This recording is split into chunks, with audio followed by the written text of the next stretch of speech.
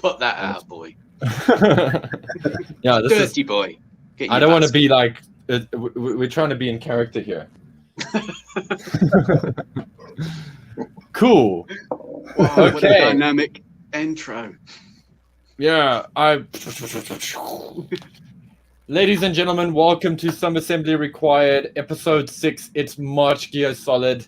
That means we're going to be talking Metal Gear Solid, backwards, forwards, upside down, and in a cardboard box. And today we are joined by a special guest. His name is Luke. He is over there, and he is our resident Metal Gear Solid expert. That's what we're calling him today.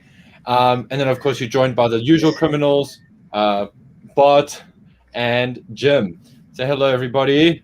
Hello, everybody. Hello, scummers out in internet land.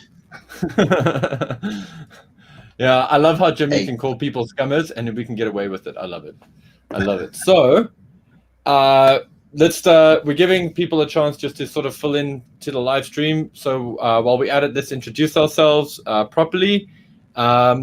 Everybody knows who Bart is. Everybody knows who Jimmy is if you guys are regular fans of the show. But who is Luke?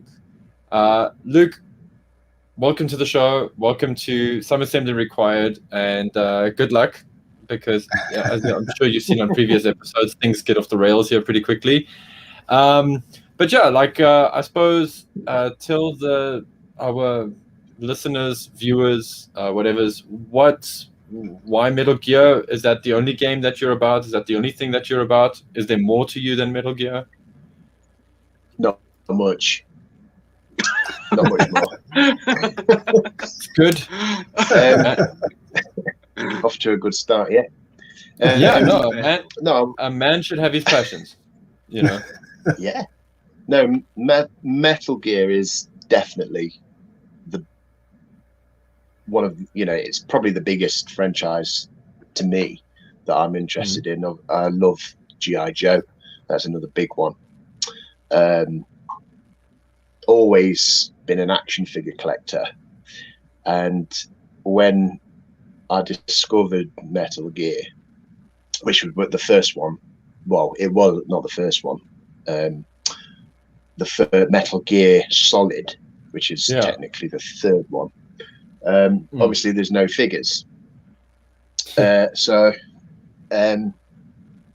figures were made from McFarlane, and there were a few really difficult to get Japanese figures.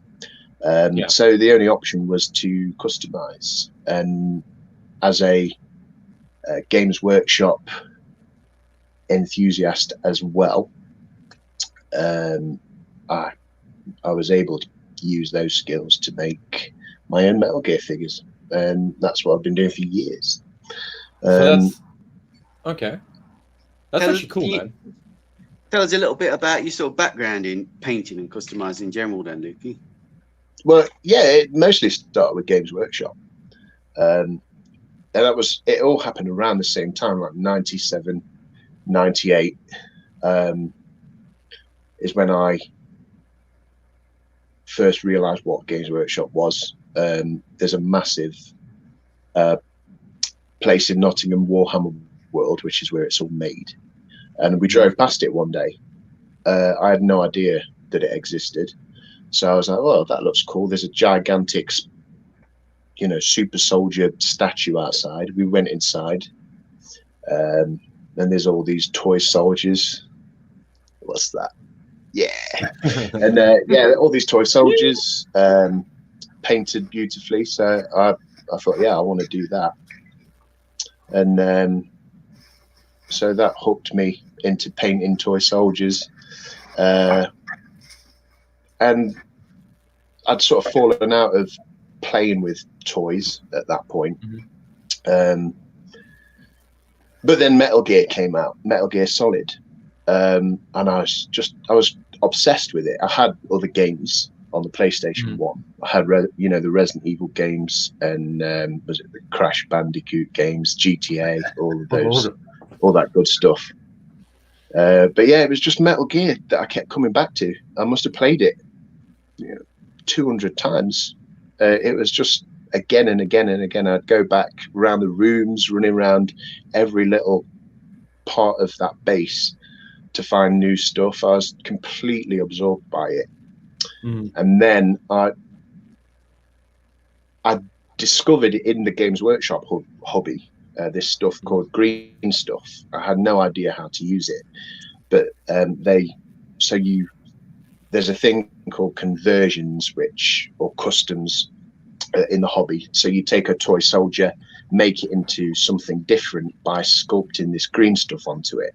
So you can give people, different hair, mustaches, beards, whatever. So I took it was a General Hawk figure. It was battered. It was a 1986 General Hawk figure. It was all I had at the time. Spray painted it with, I forget what the name of the Games Workshop. It was Space Wolf's Grey. And yeah, I know what you're yeah. It was one of the old spray paints. Painted it up, and then I sculpted a bandana on the head, and that was my very crude first attempt at a Metal Gear custom. Dude, that's cool. I've got it somewhere, but I can't find it. I was hoping to dig it out. I think it's got I think Jack got hold of it at one point, so it's probably digging around in Jack's toy box. Next week, I'll dig it out and hopefully show you. It'll have teeth marks on it and everything. But no, that was cool. My forearm, and I've just never stopped. Teeth marks. Nice, man. We lost Bart there for a second, but I'm sure he will return. Okay, well, which brings me to, and now you're mentioning customs and things like that, because that's kind of mostly what the show is about. What is on everybody's workbench at the moment? We will, Jimmy, what are you busy with at the moment, customizing wise? What's happening? Have you got any cool new stuff to share with us? New toys that you want to get? And I'm gonna go and grab mine quickly while you formulate your answer.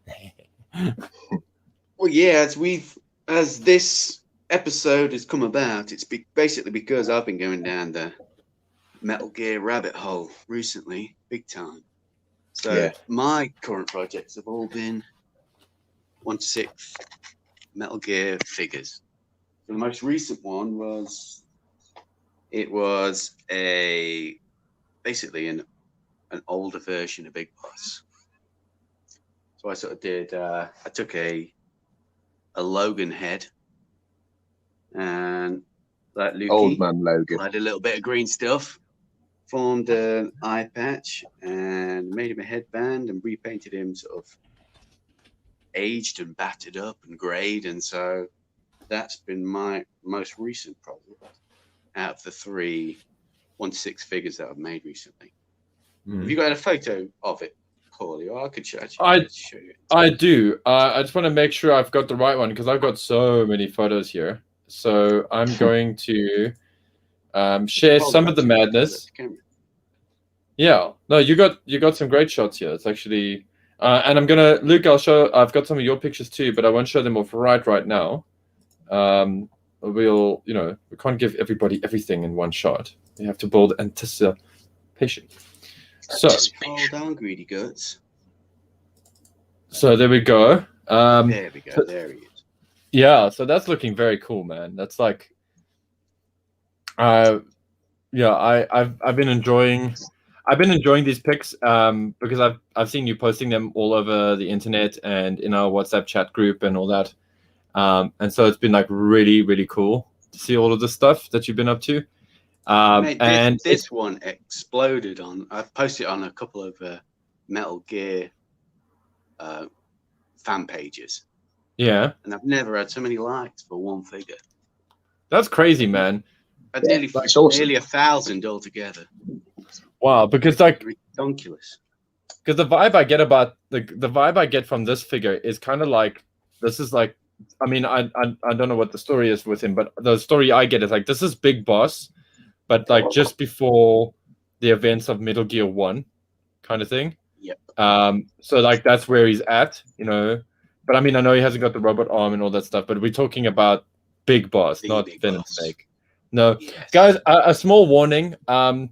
there are going to be major spoilers in this episode. Sorry, we can't avoid them, just because of how intertwined and how intricate Metal Gear's lore is. We are going to mention stuff. Yeah. So just past Phantom Pain before the Outer Heaven incident and stuff like that. So so there's a nice full shot of him. I'm just going to zoom in and just do like a bit of a top to bottom kind of pan. Just want to get it in a comfortable layout there. There we go. And so one guy on one of these pages commented that it looked that like gun. Saladin, which is essentially it's a nickname given to Big Boss by Sniper Wolf, in it, Luke?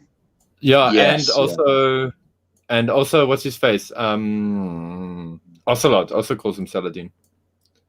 Right. Yeah. So because I put this head on an existing body, I kind of kit bashed the body from the other two customs just for this little photo shoot.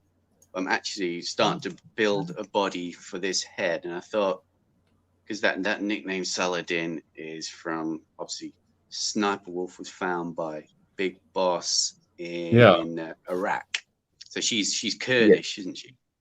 Yeah. So I thought she's I'm Kurdish. gonna make a Sniper. I'm gonna make a desert outfit for this particular head, represent that sort of period of Big Boss's operational life. So I've got some what do you call it? Chocolate chip. Desert camo. Cool. Oh yeah, Very cool.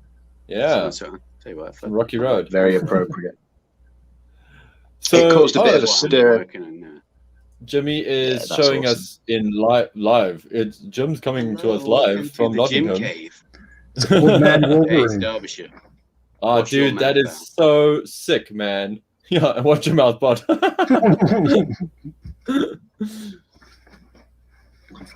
So That one of my I want to bring this. I want to bring this right back to this picture because, and I am going to offer some critique.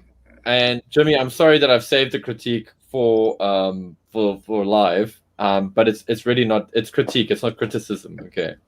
Anyway, I'll hold every back the time. teeth. Every time I see this toy or this custom, this in front of me, I'm like, oh my god, this is amazing. Like, and I think one of the reasons maybe that one of the reasons this isn't getting the views that I feel it deserves is because I think somewhere in the back of people's heads they think that this has actually been released, because that's how good I feel this looks. It looks like a production piece, like something that really exists. And so does your Saladin, by the way. That's there's no contest there. But I think this just looks like it exists already, just because of how well done the bionic arm is and everything. It's really, really cool. I love this, I've got dude. Luke to thank for the hand. Luke, did you make that hand, or what was the story? No, that hand is a Limb Toys hand. So it's a bootleg Venom Snake hand. So you get about 6 hands in the box. It's like a hot toy. It comes with, multiple hands. And so, I just passed one on to Jim. Much appreciated, mate. There's so you've got the peace sign hand. You can see I'm doing it on camera. Then you've got like a fist, a gun, a trigger finger hand, and then this is sort of the more relaxed hand. And there's some. This is a nice hand here because this one has like separation of the fingers. So you cool. can obviously you can put the cigar in there. And I think Jim, this hand, obviously you have it now. I don't have it, but I think that every single finger is a separate piece that's glued into the down. So you've got a little bit more. It's not articulated, but it does allow you to do more with it. It's definitely quite flexible. One of the which is one of the really nice. nicer hands. Adds a bit of expression and stuff. That's a good hand job. Yeah. Bart is an expert on those. So He's really gentle, Bart is. he loves a good hand job. If Bart says so, Even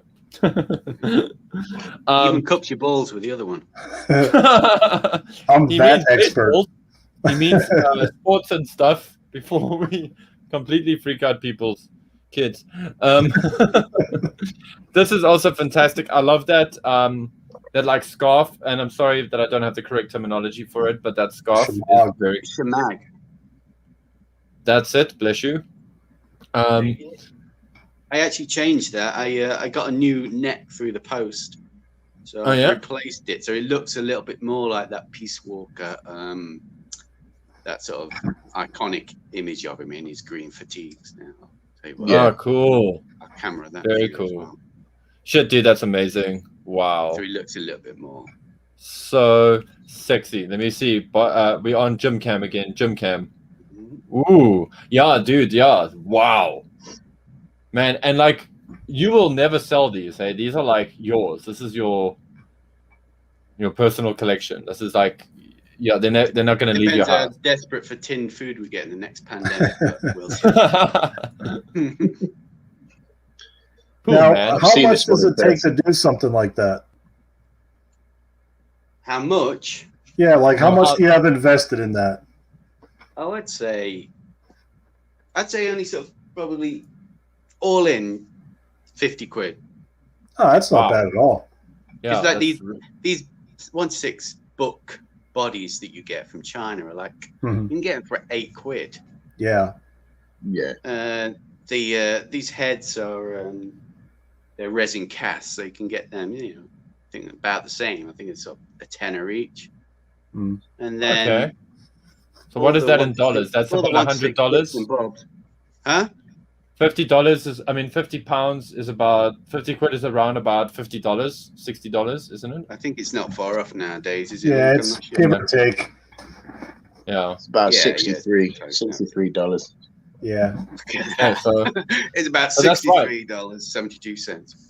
So, ladies and gentlemen, you too can have your very own solid snake for $60 and a lot of blood, sweat, and tears to make it happen. Exactly. But, it's all about man hours, isn't it? When you with the customs, it's it's cheap for for any figure. But it's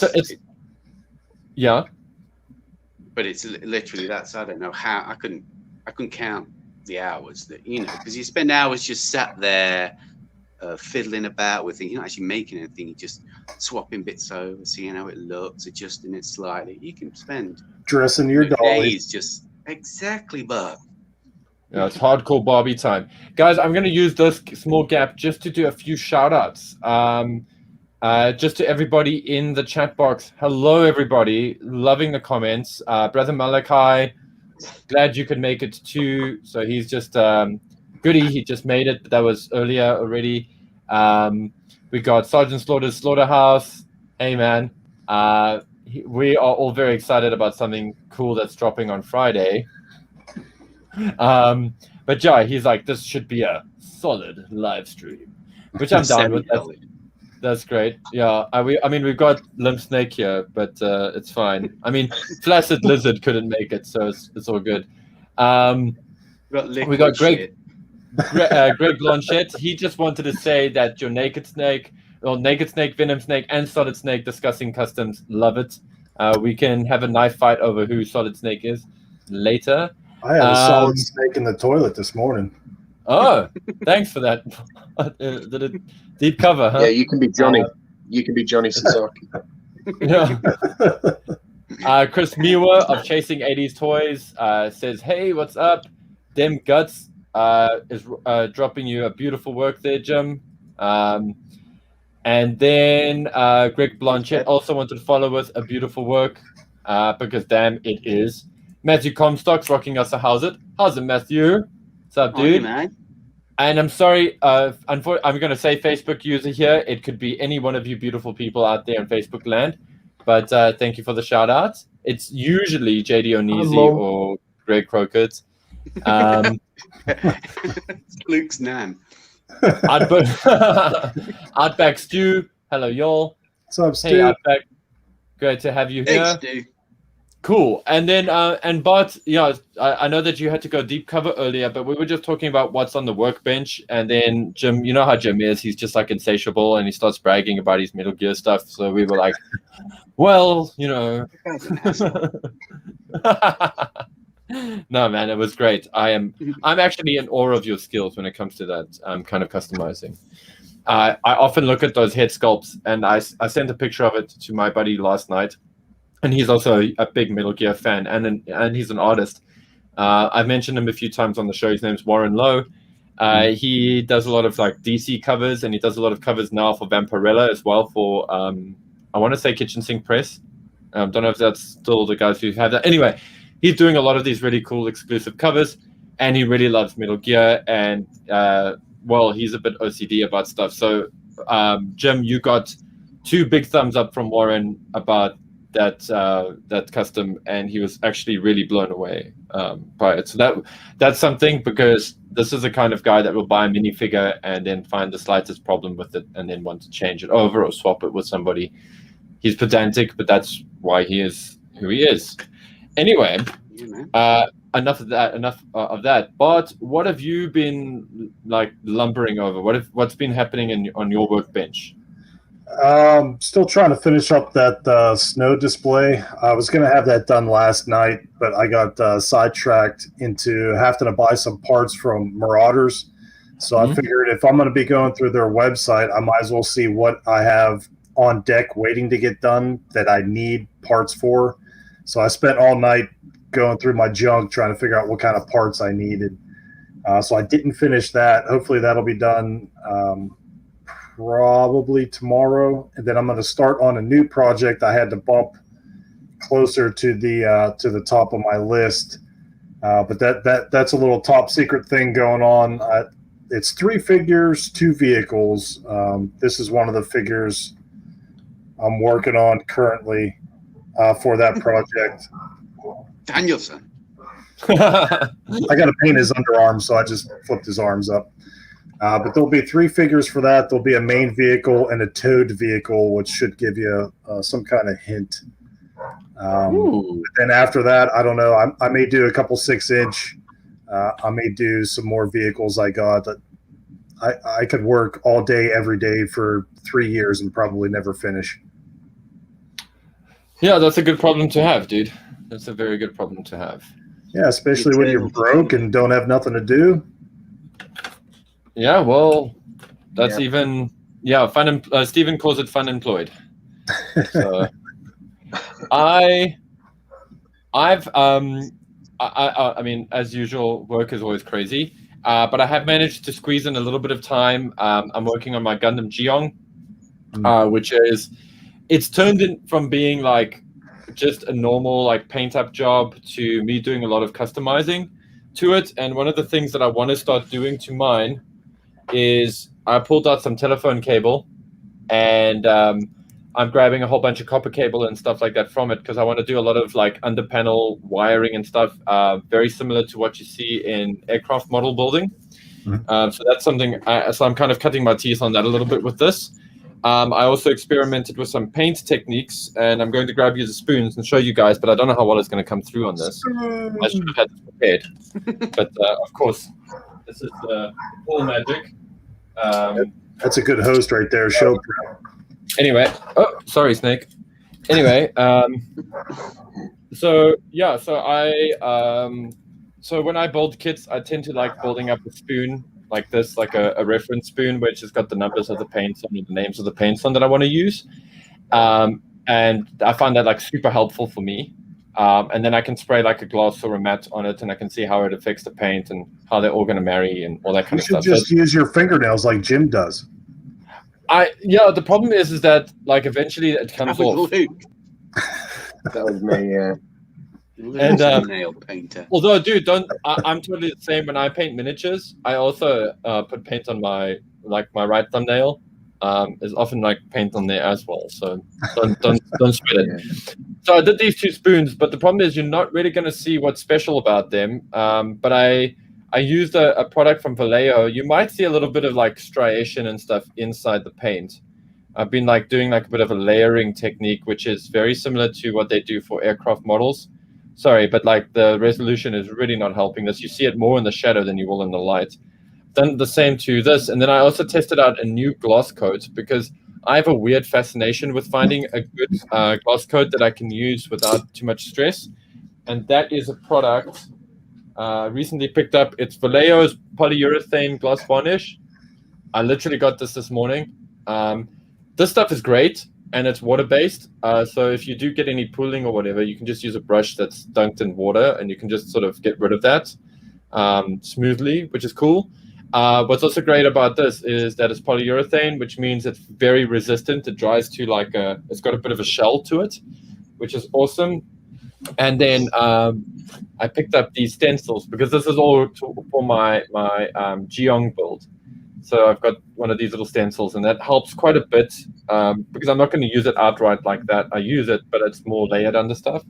So that happened, and this is because when when Jim mentioned doing Metal Gear Solid for March, he reminded me that I have this kit of the Metal Gear Rex from Kotobukiya. Wow. And so I haven't got Lovely. that one. It's cool. Hey, this is beautiful. This is a beautiful kit.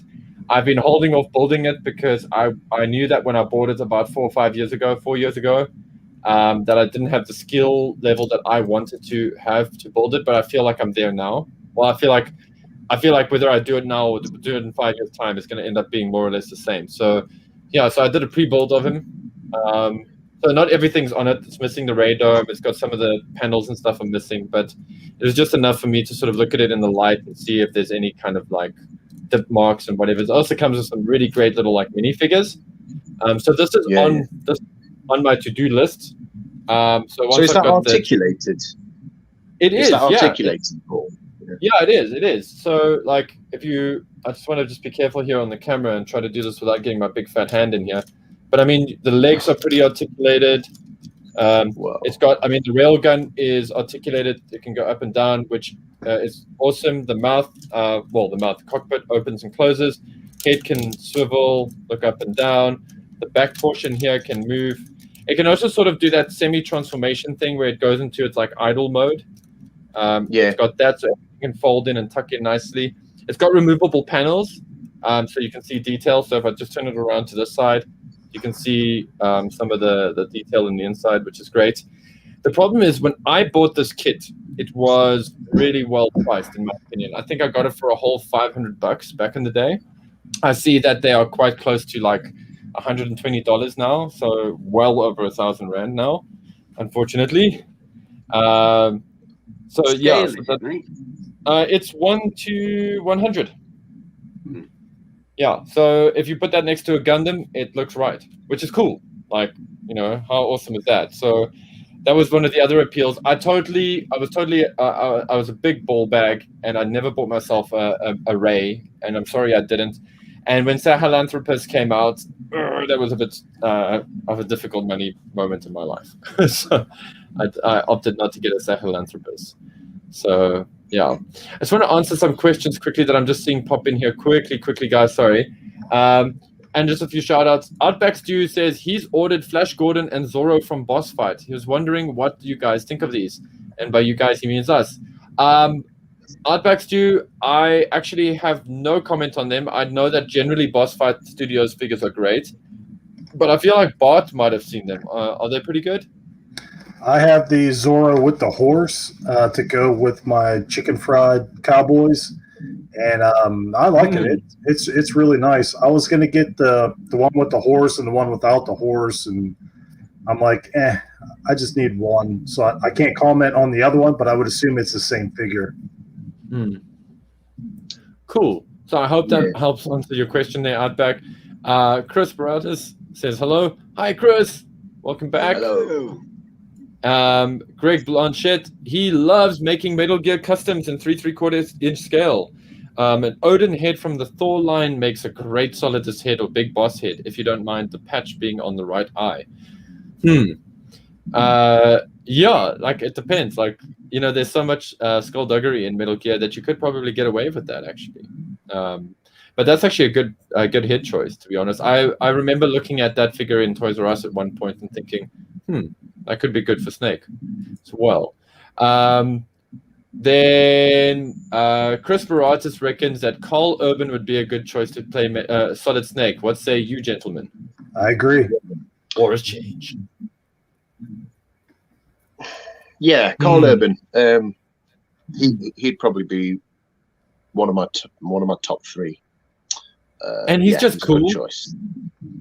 And he's just a cool actor. I dig him. I've watched podcasts where he's been interviewed. I dig him. I think he's such a great, just great dude. And he's very much into, like, I mean, he was Judge Dredd, you know. So, Yeah.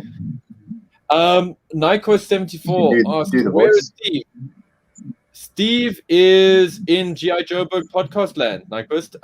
So some assembly required, even though I always extend an invitation to Steve. He's usually sleeping at this time when we do this, sadly, because time zones and, you know, all those good things.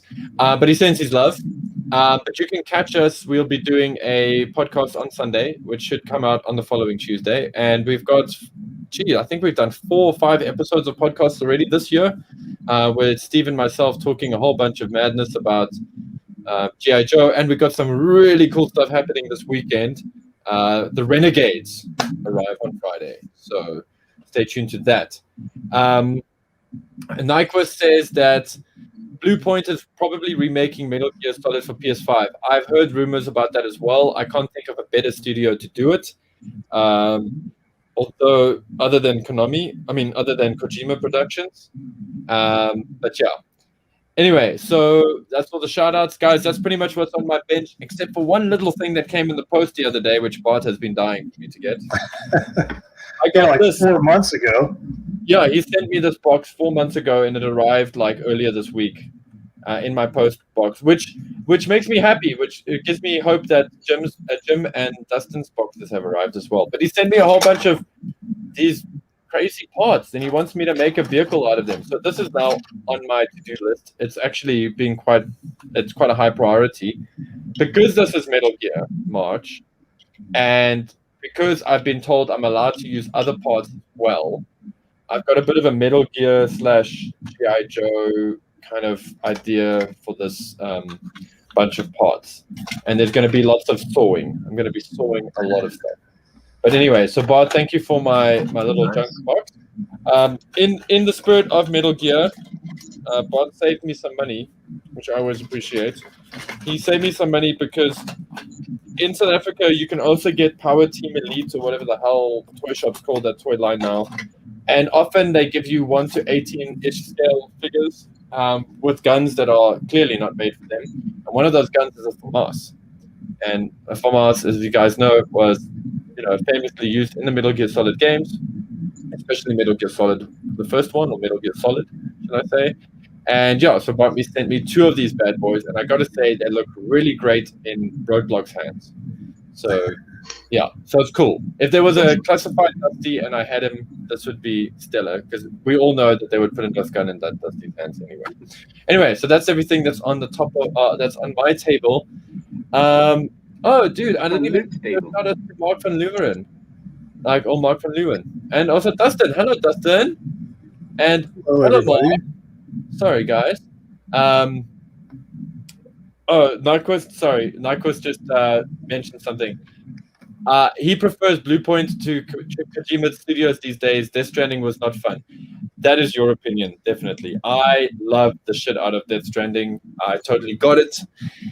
I'm not trying to make it out like, oh, I'm like better than anybody, but I just got it. It just clicked with me, and I just enjoyed it. I know a lot of people had trouble with it. I know that if I was still selling games behind the counter, it would be a difficult thing to sell to people. So I get where you're coming from, but I love the hell out of it, and I think it's a very well-made game. But I also know that I'd rather Kojima's energy be on something else right now than stuff he's already worked on, especially stuff that's technically owned by Konami, who should get kicked in the nuts hard.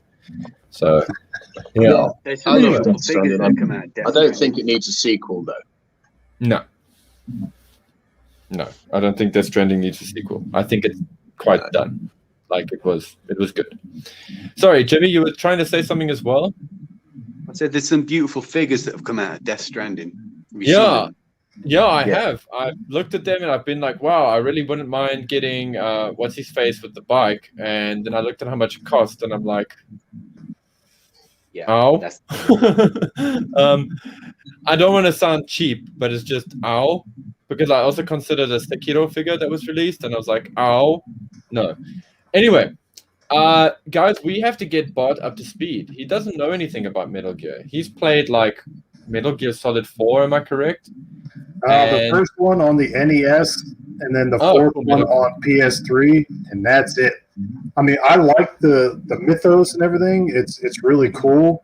I just have a hard time playing games that have mini movies in them because I get distracted by shiny things. I just like games where you're just constantly playing, blowing crap up. Whenever those little mini movies pop up, I'm just like, this is bullshit. Yeah, that's So number that's 5 comment. is the game for you then. Yeah, I was Can gonna I say get that on PS4? yes. Yes. Actually. Yeah. Okay, Yeah. cool. In fact, you can get the definitive collection, which is Metal Gear Solid 4, Ground Zeroes, and I think they put what's the other one? The cool one, man. Peace Walker on there. Peace Walker. So it's Peace Walker, Phantom Pain, and Ground Zeroes, or is it just Ground Zeroes and Phantom Pain? Either way, dude, you're winning. Yeah, the box set is it's the complete experience of Metal Gear Solid 5. It's Ground Zeroes and the Phantom Pain. Cool. Yeah, Phantom Pain is awesome. Like, Yeah. Like, It's a it changed- departure for the series, but it's awesome. So, It's an instant classic. So Luke, so knowing what we know about what Bart's knowledge on Metal Gear, like, I'm trying to figure out. So you like the mythos, Bart? You I like do. it? You cool? So It's we have to get interesting. you. Okay, so now I feel like, and Luke has actually hit the nail on the head there. We have to sell Metal Gear Solid 5 to you. We Well, have to tell you guys. I read the Wikipedia, and from what I understand, the original NES one is a Metal Gear game, but not like in the story. If I'm right. It's in canon and not in canon. It's Yeah. weird. It's like there's elements of it that are in canon, and then at least and Luke, I could be wrong here, but at least my understanding of it is that the information from that is sort of false. The reports are false, so that's why some of the things aren't true and some of the things are true. Does this help? So, which one are you talking about? Sorry. From Bart, we can't see Bart. Where's he gone? No, Metal Gear 1 and Metal Gear 2 Solid Snake are technically part of the canon, but also aren't because So Metal Gear and Metal Gear 2 Solid Snake are, as far as the story that's told in those games, they are canon. But a lot of that canon is revealed in Metal Gear Solid. So in Metal Gear 2 Solid Snake, you never find out that Big Boss is Snake's father. You never find out that he's a clone. You never find out that there were twins. It's that's all left. So you didn't find that out until Metal Gear Solid came out. So yeah, if someone who had played Metal Gear Solid went back to play those first two games expecting to get like a Revenge of the Sith type reveal of how Anakin turned to the dark side and all this sort of stuff, if you expected all that lore, you wouldn't get it, because that never happened in those games. You fight Big Boss, you kill him in Metal Gear, then he's for some reason he's alive again. You've got no idea how. It's never explained how he's alive. Until 5. And you fight him and kill him again, and that's it. Yeah. So I got a good question then for you guys, and I want to start off by asking Jimmy, what was your first experience with Metal Gear like? Like how did you first experience it? What happened? What were the feelings? Well, I guess the very first experience of Metal Gear would be the Metal Gear 1 advert in the Marvel comics in the 80s. Oh, cool, with all the guns and stuff. Yeah. That was. I had no idea what that was about. but I thought that was the greatest advert ever. It was so cool. I don't think we even had Metal Gear 1 and 2 released in the UK, did we, Luke? You had one, Yeah. and then 2 was never released. Well, the proper 2. There was a different game called Snake's Revenge, which is terrible. Have you seen the manual for that? Yeah. The character descriptions are incredible. Incredibly retarded. It's dumb. It is, yeah. But I would like to make a massive, beefy vest wearing Solid Snake custom from that game with orange camo trousers and a bright red bandana. You'd have to make it look like a sort of Mexican knockoff just to keep it. Yeah. Oh, that could be cool. And Bart, like you said, you've played Metal Gear on the NES. Like, so what made it stand out? Like, I mean, like, honestly, I would go to my grandparents' house on Sundays. That's the family got together. We'd have dinner. So me and my cousin, we would play Super Nintendo. We'd go down the street to the mall, rent a game, play games, and we would just pass the controller back and forth, when your thumbs got tired, and end up beating a game. So I'm sitting there reading a G.I. Joe comic book, and the advertisement was in there, and it's like, oh, you can get all these, different gear and weapons and stuff and everything. And I showed it to him. I was like, hey, this sounds pretty cool. So we went and rented the game, and then played it over the next couple weekends and ended up beating it. And it was just different than all the games that were out at the time, which kind of like hooked us into it. It wasn't a side scroller where you're just blowing up crap that pops up in front of you. It actually had like a mission to it where you had like solve stuff and get things and sneak around, stuff like that. It was like an immersive game as opposed to just keep pressing the fire button until your thumb cramps. okay, cool. No, that's cool. Yeah. And Luke, you said your first was Metal Gear Solid, hey? Yes, it was. Yeah. Yeah.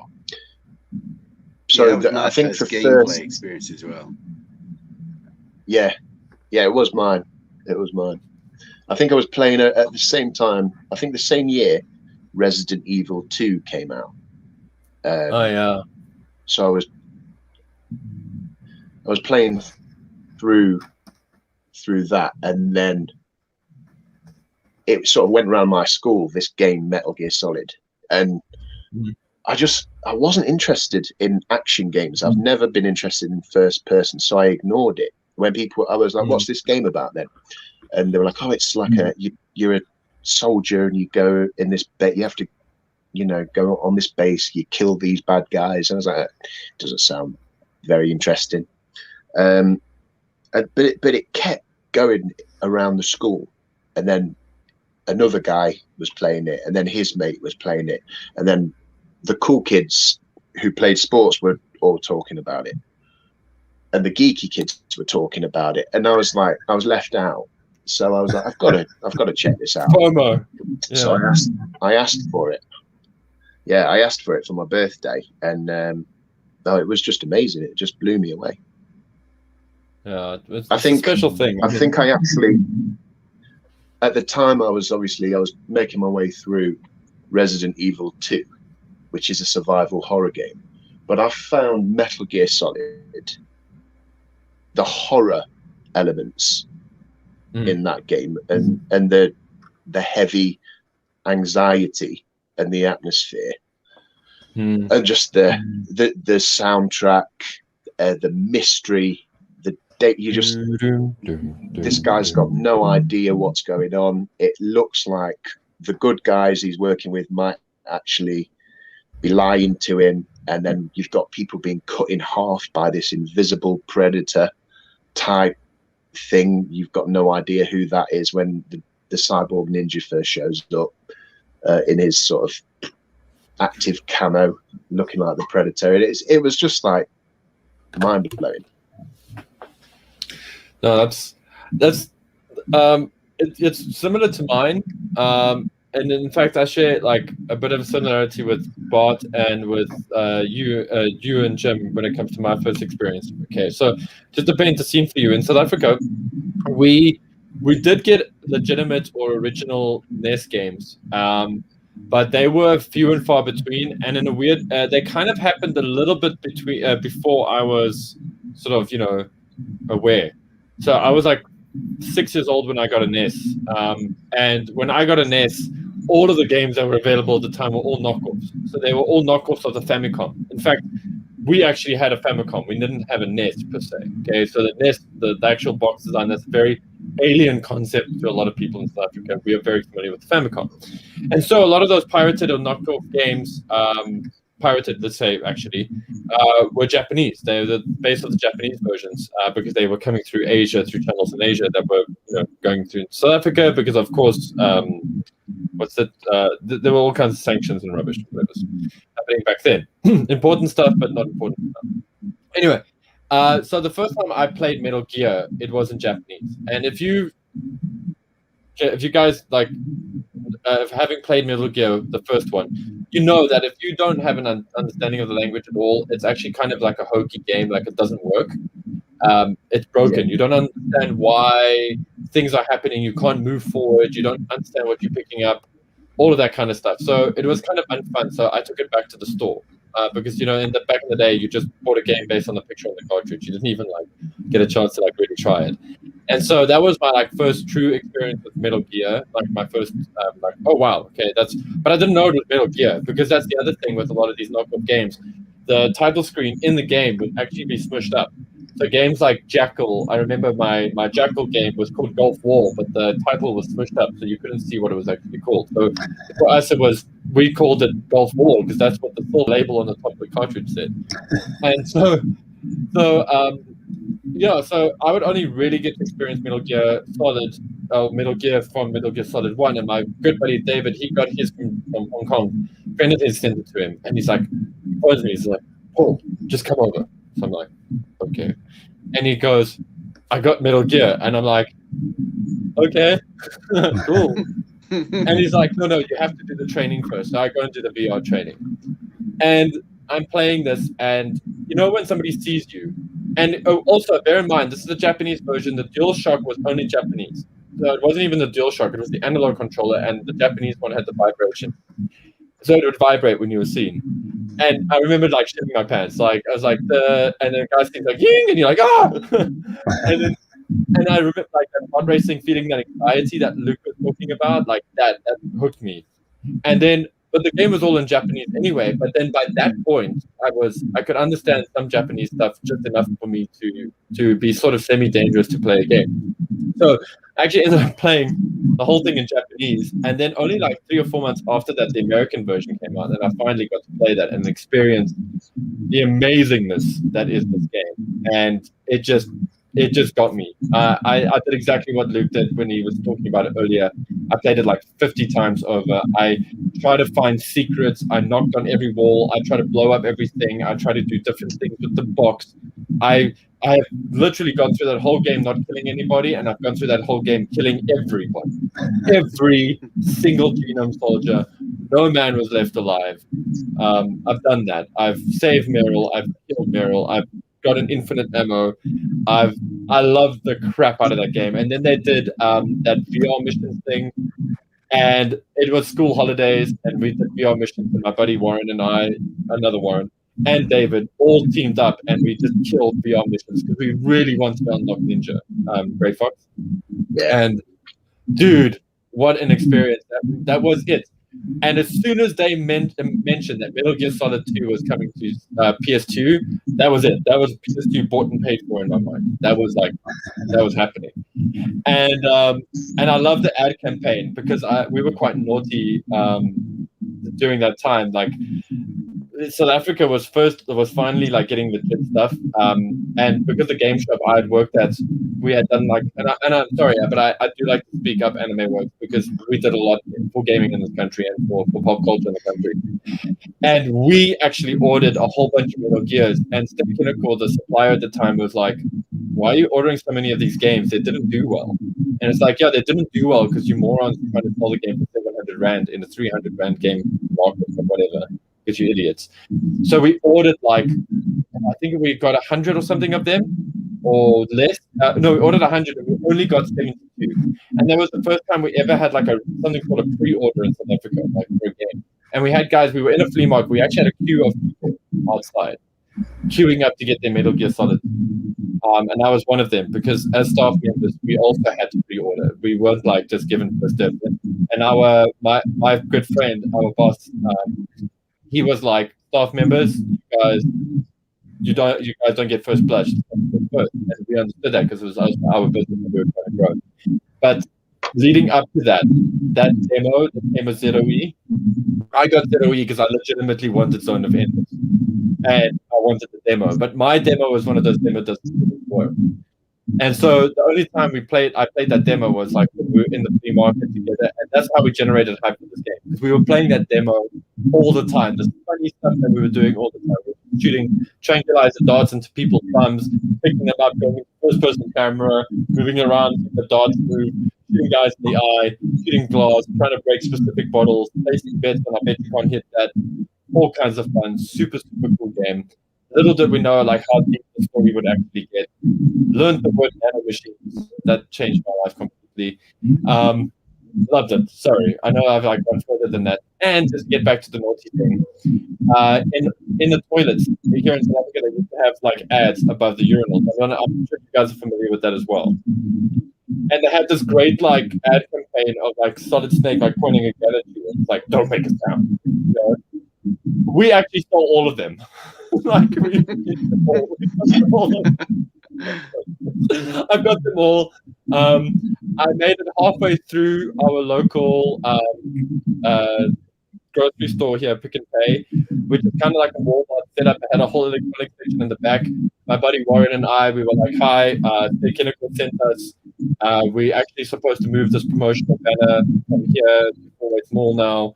So we had to get it. And then the guy had to phone. I'm like, no, dude, don't phone. We've just got it. Anyway, and I pick it up and we're walking. And then the guy starts chasing us with the snake down and we ran. I almost had a minute of standing.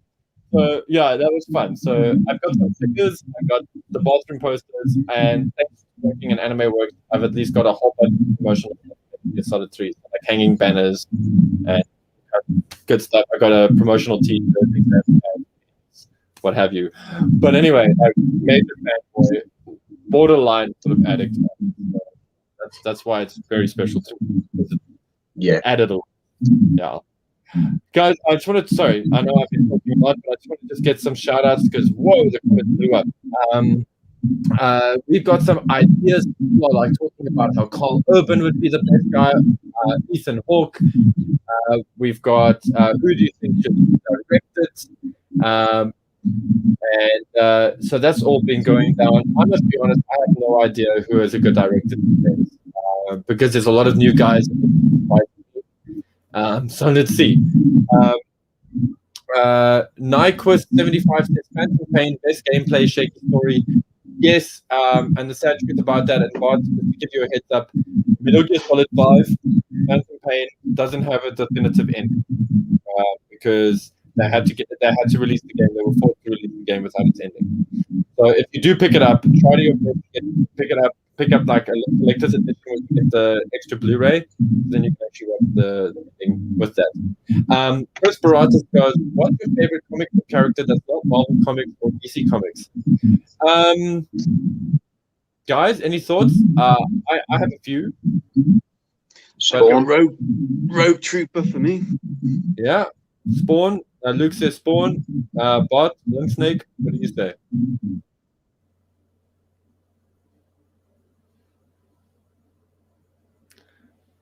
Wow, he's like deep cover. Bart, I can't hear you, dude. Do it in sign language. Ninja knots.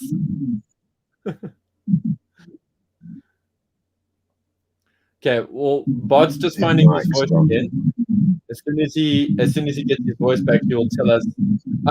I've got two because I'm that guy, but I also love Spawn and I also love Witchblade.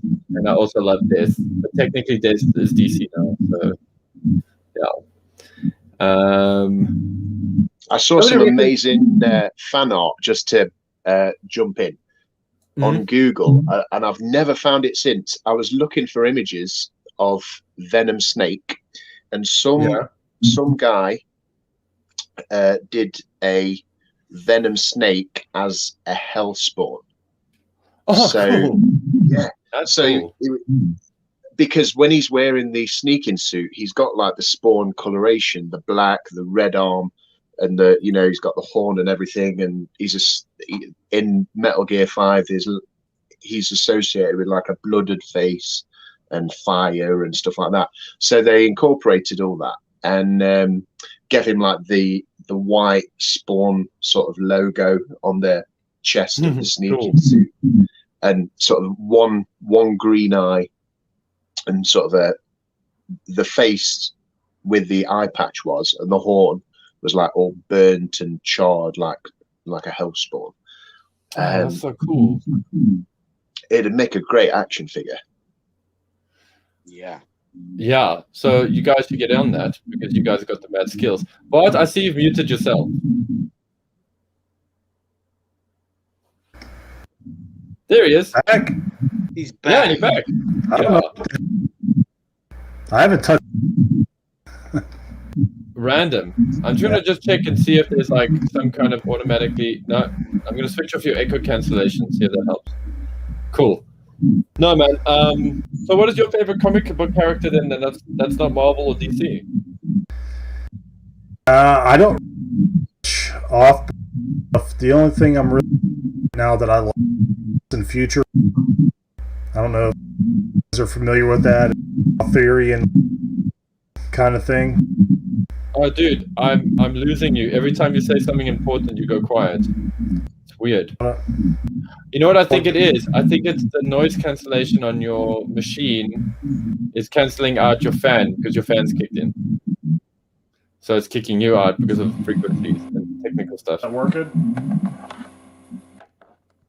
Yeah, now you're better, baby. Yeah, you're much Coming better. in lovely. You sound sexy. Yeah, it's this mic, man. It's either great or it sucks. I got to get a different one. It's fine. I can deal with your fan. Cool. So you were saying it's got an ethereal kind of quality. Your favorite comic? Yeah, it's based on the King Arthur legend. Oh, ethereal. Cool. Yeah.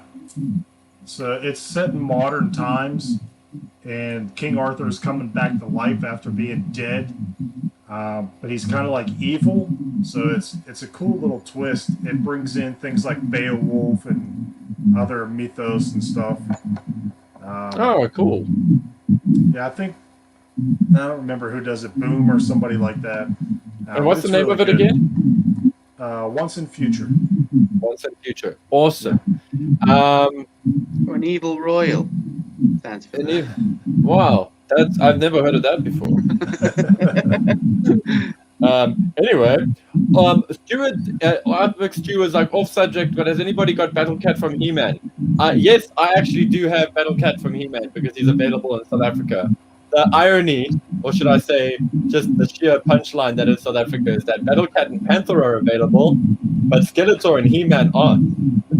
So a whole bunch of He-Man fanboys are having a collective. Yeah.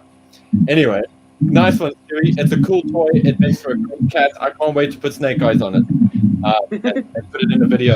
On that topic of making a video, G.I. Joe Book should make a Metal Gear movie be R or PG-13. Chris, to be fair, I think most of our play motion stuff is kind of R or close to R or PG-13. Thankfully, no blood and guts, but there's a lot of crazy stuff that happens in those things, specifically torture and all that kind of thing, all that kind of good fun stuff. The next one that's coming out on Friday that is called The Renegades it's got some fun stuff. It's going to be great. I'm very excited to see even this latest episode because bear in mind I haven't seen it either. I've just been seeing the rough cuts and anyway, been consulting. Somebody asked here that we should make a G.I. Joe play motion video. Oh, Outback Stu did. Yes, so just to repeat myself, yes, we've got a new one coming in on Friday. As for Metal Gear Solid themed one, I have been thinking about that. Somebody mentioned earlier, who do you think would make a great Solid Snake in the G.I. Joe line? I've always sort of shuffled between Low Light, Tunnel Rat, and Mercer myself. But that's just me. You guys, actually, that's a great question. Of you guys, who do you think would be a great Snake facsimile of G.I. Joe? I think if you look at that special mission story where Outback escapes Barovia, I can imagine Outback's not a bad shout. Yeah, thank you. Yeah, I think Joe Colton is a very good counterpart to Big Boss. Yeah. dude, I didn't even think of that. That is very cool. Yeah, totally. And Bart, with your knowledge of Metal Gear, I don't know. I think Falcon would be pretty cool. Falcon. Solid Snake was a Green Beret. Well, they released a Falcon figure in the Sideshow line of 12-inch, and there was an alternate head with the bandana. So I wonder if that was it looked exactly like Solid Snake. I wonder if that was a little throwback.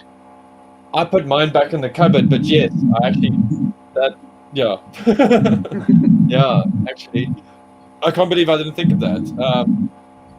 Because that's actually a totally good suggestion. So there we go. I hope Was that helped. Falcon head, was the bandana sculpted on, or was it a softwood? No, it's a sculpted on head, sculpted on bandana. Yeah. Okay.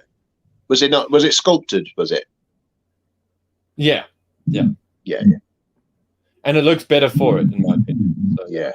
Chris Baratis, coming from the left field again, has asked us, who is our favorite Batgirl? I'm not going to put it around the room, but Barbara Gordon is and always will be Batgirl in my eye, but Cassandra Cain is definitely a favorite DC character of mine. So, anyway. No idea. Luke's like, I don't know who you're talking about, man. Is that like a girl Batman? That's the Batman with the boobs. Cool. Yeah. So, and then around the table again, favorite Metal Gear Solid games, guys. Bart, I know that you have limited experience with them, but Luke and Jimmy, what are your favorites? Go on, Luke. Jim. Okay. Controversial. 4. Okay. Actually, I want to know why. Like, well, why it's controversial or why it's my favorite? No, I know why it's controversial. I want to know why it's your favorite. It's the only time I've ever not cried, but got choked. Welled up. Yeah, welled up. And I movies, plays, sad stuff on TV doesn't do anything to me, really. But that game, yeah, there's some moments in there. And I felt like Solid Snake went through such a shit time in that game. He spends basically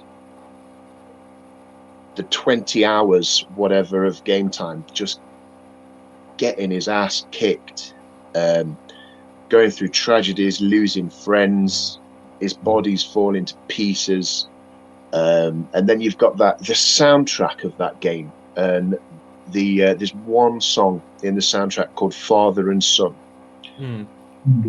And when that kicks in, and when spoiler alert, Big Boss turns up at the end and he's alive, and I had no idea that was coming the first time I played it.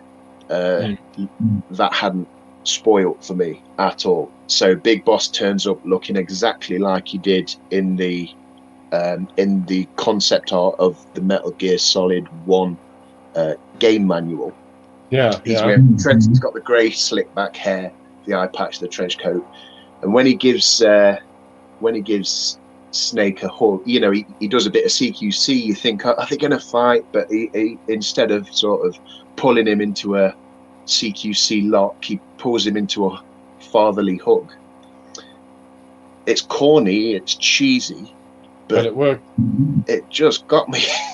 Mm. I don't know. It was one of those moments, and yeah, so that game stands apart for me. Mm. I fully understand all the criticism and hate that game gets. I understand. I get it. But I just love it. I like the philosophical side of Metal Gear Solid 4 quite a lot. It's like Metal Gear Solid 1 and 2 talk so much about like how bad war is, and sort of speak about how Snake is sort of in a weird way addicted to conflict and addicted to war because he doesn't know any other life or hasn't found another part of life that is as fulfilling to him on a base level. But war, for me, really sounds like war is bad. The economy of war is bad. The whole everything about war is just disgusting. And I felt that was done very, very well. And it's just a pity that, and I mean, to be fair, it's just a pity that the game has such long cutscenes, because I think a lot of that stuff could have been maybe brought in more dynamically, but I think Kojima really had something to say in that game. That's why he makes people sit in those cutscenes. And you, Jimmy, what is your favorite, dude?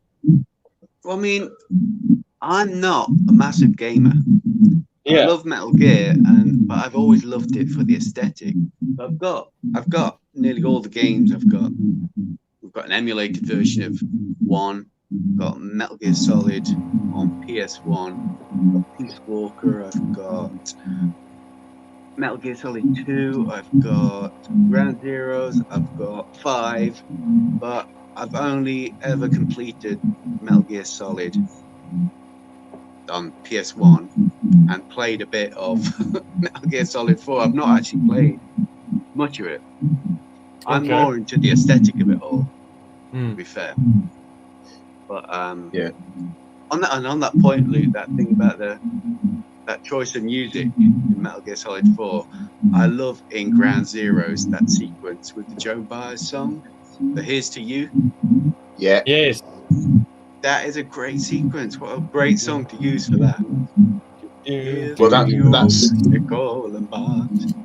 that's the so that song is the end credits of Metal Gear Solid 4, but it's a much more emotional ballady version of the song, whereas the song, the way it was used in Ground Zeroes, almost makes a mockery of the emotional tones that it had in Part 4, because in Part 4 it was like it was an end of something and it ended on a sour note.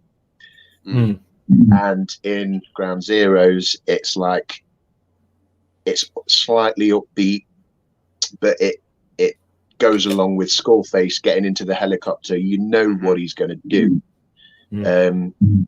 Everyone playing that game knows that eventually that helicopter that Snake's on's going down, and it's going down because of Skullface, and he's about to screw things up for everyone.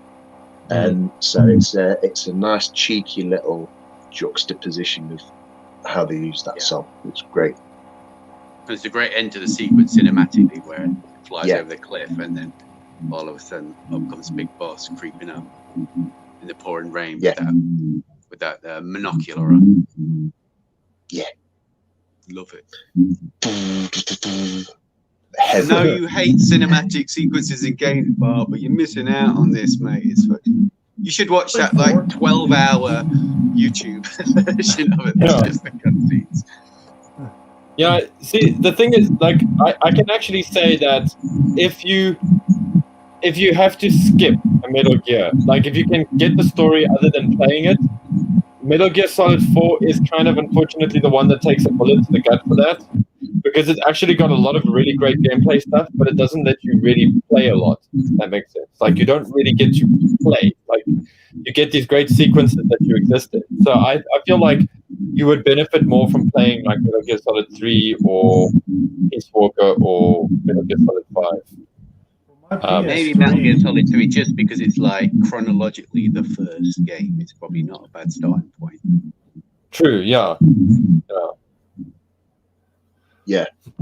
3 is definitely it's a very special game. It's probably, if you're just getting into Metal Gear, you don't know much about it, it's probably the game you want to play. And if you like G.I. Joe,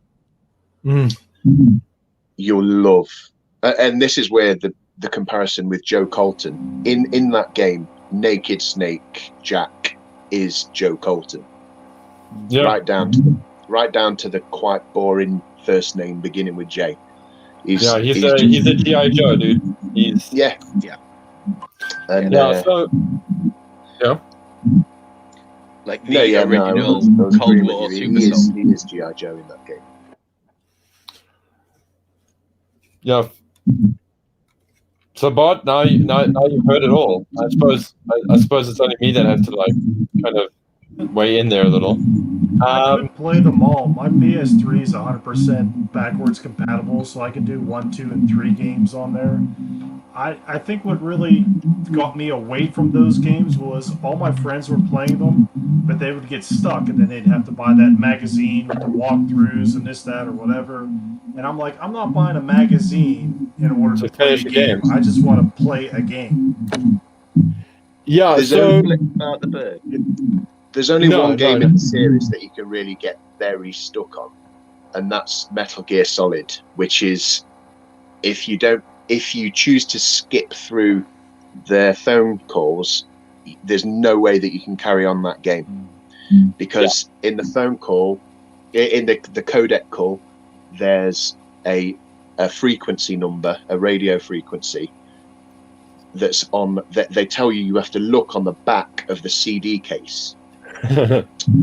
and that's where the sort of frequency number is. Now if you miss that, you're screwed. There's no way to get through that game without that frequency number. And what's cool is back in the day when they were pirating that game, the people were with the pirated copies, there was no way for them to get through the game because they didn't have the CD case with the number on. So that's the only real game. I think the rest of them are quite easy. What? Huh? Oh no! I thought you said something. What does that do? Oh no! I was just saying, if I can skip something, I'm gonna skip. Like I just started that PS4 Avengers game, and it's driving me nuts with all these. Yeah, skip all the dialogue in that game because you haven't got enough life. Skip thing comes up, I just hit skip. I don't give a shit what they say. I just want to play the game. Yeah, no, there's not enough. I'm sorry, but like if you're going to waste your time watching dialogue rather than let it be Metal Gear, then freaking Avengers. I mean, Avengers is a vampire. Sorry, it's going to suck the life out of you. But what I wanted to just pop in there is my favorite is it's weird because like unfortunately just by very nature it's difficult for me to like love one thing and then like that's my favorite because it always changes, but for me it always fluctuates between Metal Gear Solid 3 and Peace Walker.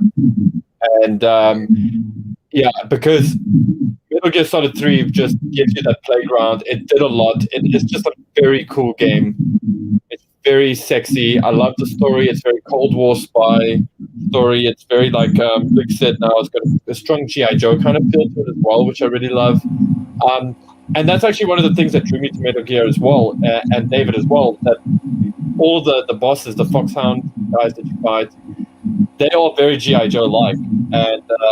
And so 3 has got some of that madness to it. And then Peace Walker was just what I wanted from a Metal Gear game, where it's just like this Metal Gear game that just takes forever to just finish because there's just so much cool stuff to do. And you sort of, you got all these toys to play with, you got all these guns, you got these weird boxes, you got cool, weird outfits. You do interesting stuff like taking out tanks, but it becomes sort of a regular feature. You're kind of creating a legend that is Big Boss, which I really love about that game. And the story is told with these very quick cutscenes. So Bart, you would appreciate that. So there's a lot of like cinematics in there, but they're done in Ashley Wood's comic style, so they're very impressionist. But they're quick and you get what you need to get out of them from the story. And it looks so sexy on a PS4. If you played with that definitive collection that they did. Really cool. Actually, very, very cool game. I really like the cutscene style in Peace Walker. So much. It's so sexy. And that story is just dark. It's really, really evil in a lot of ways. Like it's the first Metal Gear for me where you're kind of playing and you're like, are we the good guys or the bad guys? I can't really tell. Because there's a really good argument for both in Peace Walker. Whereas in Metal Gear Solid 5, you definitely feel like the good guys because they don't give you a chance to see anybody else's perspective because you've started out of Haven and all that stuff. So I remember when I was playing 4 that there was a dude Raiden in there, and I was gonna play the next game, but I think they said the next game that was coming out was his game, and that's why I stopped. That's Rising. Yeah, so Revengeance is interesting. Metal Gear Rising Revengeance or whatever. It was the next game that came out, but as far as I'm concerned, it's not. It's weird. It's a game that's set in the Metal Gear universe, but it's not a Metal Gear game, if that makes sense. It's more like Ninja Gaiden. It's actually a really good game, and I've had a lot of fun with it. I must say that game, I really dug it. I still don't care much for Raiden, but I love his design, like the design of him. And that's actually, unfortunately, we are running out of time, so we can talk about this a bit more because we're doing another one of these, ladies and gentlemen, this month. But I'd love to talk about the aesthetic. Like, Jim, you touched on it a bit, like you love the aesthetic of Metal Gear, and I really want to get into that. And what's going to be cool about that is I'm going to be playing Metal Gear, possibly Metal Gear 2, which I'm going to stream. And because that's the one Metal Gear I don't play a lot. So it's going to be fun. And then, you guys can chat along and get into some of the aesthetics of stuff while you're watching me eat cake in that game. So that'll be pretty cool. Also, because I brought all of these out, and it would be a shame not to show them off. But I do want to show off some of my Metal Gear figures. Sorry, guys. But I've got the Figma Snake from Metal Gear Solid 2. Really, really great toy. Lots of fun. It's also got it also comes with a cardboard box and all that good stuff. Sadly, these are quite pricey nowadays. I couldn't resist this, which is an Android Solid. Oh, you got him! Very cool. I turned mine into a Metal Gear Solid 1. So I gave him a little haircut and sculpted on the sneaking suit. And guys, if you want a comparison, here's a cute version of that. That's so cool, man. I love that. That's amazing. When I saw that, I was like, wait, they released a Figma Solid Snake from the first one, and then I was like, wait, is that a McFarlane figure? And then I was like, wait, that's impressive, dude. That is mucho impressive. Here's Snake from, and then here he is from Peace Walker. This is a Revoltic figure. If you guys are familiar with the Revoltic stuff, I dig him. I know a lot of people don't like that they can see the joints. I don't care. I just wanted a cool, dynamic, fun Snake toy to play with. Sadly, missed out on Ninja and Raiden for this line. And then, of course, this I got a long time ago when Hot Toys figures were actually affordable. So that's Snake from Metal Gear Solid 3 with the sneaking suit. So sorry that I didn't get the Bart at the time, but we only can make so much money, and you have to make decisions. And then let's see if I can do this, but I'll give this more of a spotlight next time. In the corner behind me, round about there, is 3A Metal Gear Rex, which I'll take down. The 3-0 one? Yeah, wow. Yeah, that's the one. That's one of my holy grails. What really? Is that bad boy, Polly? It's 135. Oh, nice. So it's big. It's like yes. It's like muchos, like larger. it's big. I mean, I can't. If I had to hold it here, I couldn't. I'd have to stand far away from the camera, and it's heavy, and you have to hold it in a specific way. It's a really fantastic toy, Luke. If I can dispense some advice if it comes to that toy, the big one is amazing. It is beautiful on your shelf. I do not regret buying it for 1 second, but they did do a slightly smaller scale that I think is closer to 148 or something. Right. And that one is a little bit better, I've heard, just, because it's not as heavy, and it's easier to pose, and it's easier to mess around with, and it's cheaper, I believe. Yeah. But that one's actually maybe the winner, because this thing is huge. I mean, to put it in perspective, I can fit in the box that came in. I actually did that. Like, I sent Steven a photo when I got it of myself hiding in the box, and then I popped out, and I was like, yeah. And he was in Korea or something at the time, and then ironically, about 30 minutes after that, he actually sent me a photo of it from a shop in Korea. So I was like, well, so is that one, I hear that one's got a tendency to fall over its own weight and break the railgun. Yes, is the big one. Is a classic casualty of that figure falling over. Yeah. So no, that hasn't happened with mine because I'm very, very specific about it. And one of the things that I did to mine is you can't see it because it's on a shelf, but I've actually got cardboard underneath it so that it's got tack, so that it doesn't slip. Because a lot of the reason it does that is because it slips and then it goes. So because mine's tacky and it's biting into the ground, into the cardboard, it's not sneaking out. So yeah. I've never been impressed with 3-0 plastic. It's a kind of a flimsy. I've found it to be quite a low quality plastic, like a flimsy PVC type of stuff. So what I find with the 3A stuff is that they use a very weird polymer so they can get a high detail, but it's not durable. So it's like super good for detail. Oh, cool! You got one of the Ashley Wood pots. I've also got one of the pop pots. I love it. It's got a wiener. Yeah, no, they look great, but they make me very nervous. Yes. They're very, very poseable. Lots of points of articulation. But I just feel like I don't want to move it because, I'm scared that it's going to pop off. So that bad boy up there is very much like that. But the plastic quality is better. So that I can say. The railgun is magic. It's just so beautiful to watch it do its sequence. It's very cool. But you said something about Pliskin? Yeah, where's Pliskin? I know he's in the Mythos. Iroquois Pliskin. Yeah. There wasn't there a limited release of the Iroquois Pliskin 1-6 head? Saw one on one of the forums. Some guy showed it me, and it was like it was really. I don't know whether it was a convention release or a very limited run, but it was a spot on likeness to his Metal Gear Solid 2 kind of representation. Base sculpt, the face was very much like he looked in the game. Cool. I dig that kind of thing. And guys, I suppose just for the last few minutes as we're closing out, and for those listeners and viewers that have gotten this far, let's reward you with some cool knowledge and all those good things. Guys, if people want to get into I know that it's just a Google search away, whatever it's right? But what is your advice if people are looking for 1-12 or 1-6 scale heads to make their own Metal Gear Solid customs? What is your advice from collectively, Luke and Jim, you guys have a lot of experience with this stuff.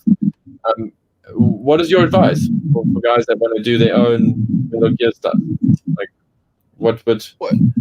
Where to get the heads or how to approach it? What do you mean? I would say, so for myself, right? I'm sure if I go and Google solid snake head, whatever, right? What brands do I want to look for? Because none of that stuff is official, right? So what brands do I want to look for? What kind of fatigues? Where are you guys getting fatigues from for your characters? That kind of stuff. Where are you getting bodies from? Are these things that you want to share? That kind of stuff. Giga. If you like 1/18th Giga Bread, I think that's how you say it. Giga Bread's digital bakery. They do some cool heads, Metal Gear heads. There's one there. Nice. Solid Snake. There's eBay, and there's loads of shrunken statue heads. So this is my Mez custom, and that is a shrunken statue head. Yeah, that's from that like 4 Heroes or Heroes. I remember that. I remember that coming out when Phantom Pain came out. Yeah. And a lot of people now take the 1/6 Hot Toy head and they shrink it and 3D print it, and a lot of eBay sellers are selling that. So there's loads of Metal Gear heads out there. Cool. I recently Those 1 to made 12 a ones I showed you, Paulie, they were shrunken versions of the 1 to 6 ones that I used. Oh, right. Okay. Sorry, Bart, what was that, dude? I was going to say, that one I recently made that was 4-inch, the head I used for that was the Game Verse Ryu, and he's got the wavy bandana things in the back. I just cut those short and repainted the head, and it worked out pretty good for me. So I don't know if there's an upscale figure of that somebody could use. I mean, the hair's a little crazy, but you can knock that down with a Dremel or something. Yeah, crazy. Okay, cool. Awesome. Okay, well now that's good to know. Like, just because that kind of stuff's fun to do. And then I like to say this kind of announcement just for the end for the diehard guys that actually sit and watch the whole thing. Jim and I, we are sort of busy on a little project at the moment. Don't want to go into too much detail, but I think it's going to rock the world for a lot of people that enjoy this show and enjoy stuff like Metal Gear and enjoy stuff like G.I. Joe. So we'll release more on that when I actually have something tangible. I don't want to overhype it before it's something. That said, I am supposed to be checking out models for the updated model for the jetpack sometime soon. So I'm just waiting for my dude to get back to me. Fortunately for him, he's been very busy. It's just unfortunate for our project. So that's been a thing. And yeah, so that's where we're at with all of these fun, exciting endeavors. And then the next episode of this, which if you're watching this in the future, you can watch it back to back, is going to be a playthrough of Metal Gear 2 or Metal Gear Peace Walker or Metal Gear something that is on the earlier gen. And I'll be doing that as live stream, and then these gentlemen will be chatting Metal Gear while that's happening. So yeah, cool. So yeah, guys, anything you want to say as we head out the door? I think maybe save some of what we've got for the next one then. Totally. I've got a whole bunch of pictures of Luke's that I'm dying to show off on the next episode. I don't want to give everybody everything today because he's got some outstanding customs. And while we're chatting, I'm just packing away my, diamond armor. What do they call this thing again? But yeah, it's Gelvez. That Gelvez guy from Peace Walker. It's his style hand, isn't it? And they get there's a cigarette lighter in one of the fingers. Yeah, in the thumb. Yeah, pull his finger. I love the punch. Solid punch. Yeah, I love that. That's so great. Luke, that art book you lent me, it's got some really nice variants. Yeah, there's the first aid arm, the yellow one. Yeah. Stun arm, yeah. Oh, I don't know. Do you perhaps mean as well, isn't it? I'm going to beat you to it, Paulie. You mean this art book? Yeah. Yeah. No, I mean this art book. Oh, yeah. Oh! I wish I didn't put put my robot hand away so I could go. But guys, yeah, if you're a fan of Metal Gear and you want a good thing to help you with customizing and ideas, this book. Oh mate, it's like a reference Bible almost. So, So great. It's beautiful. I won that It's back, beautiful. mate. See you later. Luke has left the chat. And grab one of those. Cool. Okay, you villains. Until next time, all of you beautiful people out there that have been watching us, thank you so much for your loving support and for checking us out and for supporting the channel and for just helping us keep this beat going. And we'll be catching you guys as early as next week with a bit of playthrough and all that mad stuff. So yeah, keep it tuned to some assembly required. And just a small reminder, the Renegade comes out on the 12th of March, which is not too long from now. So go and check that out on G.I. Joe Book channel. And until then, yeah, rock and roll, be cool, and sneak out. Kept you waiting, huh? Kept you waiting, huh? No. No, later. Cool. And peace. Walking out. Whose footsteps?